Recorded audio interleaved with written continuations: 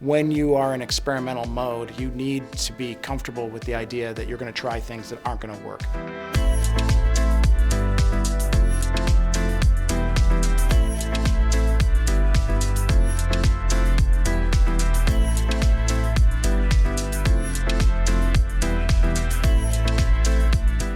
Hi, my name is John Russick. I'm the Senior Vice President of the Chicago History Museum.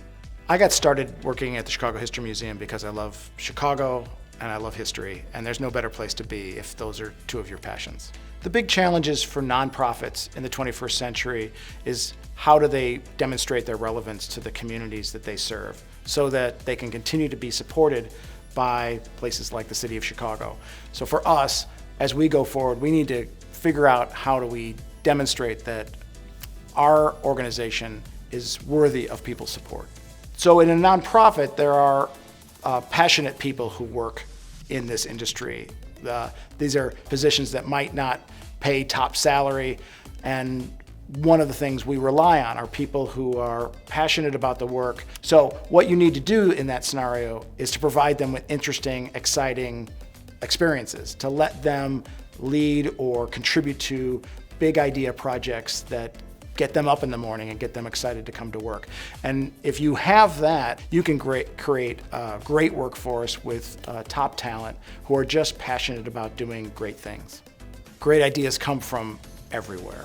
I think that the key is for leaders is to have their ears and their eyes and their minds open at all times. To not think that every good idea comes from you or that you can orchestrate the generation of a great idea. I think you have to be always aware of the potential for a great idea to be sitting right in front of you. If you've got an idea, you have to give it a shot and to embrace experimentation and the potential for change.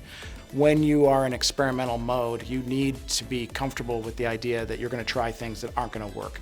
And the key is to learn from them, to look at them and be honest about them. Was that you? Did you bring that error to the table?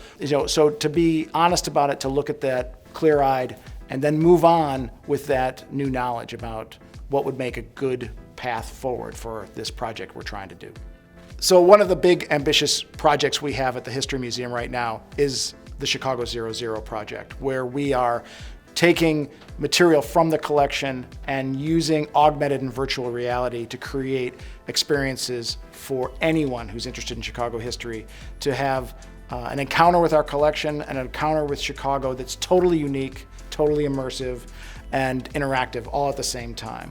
Our idea is that this is how the museum can live in the 21st century, to begin thinking about how to deliver meaningful historical content that's based on the resources at the History Museum that wouldn't be available otherwise. If the History Museum didn't exist, we couldn't do these sorts of projects. Hopefully, we'll be able to bring VR experiences into Chicago classrooms so that students can experience this sort of meaningful, deep, video-based content so that they're not exclusively focused on technology as a tool for replacing books or for entertainment, but they are actually experiencing something brand new, a new way of encountering historical content.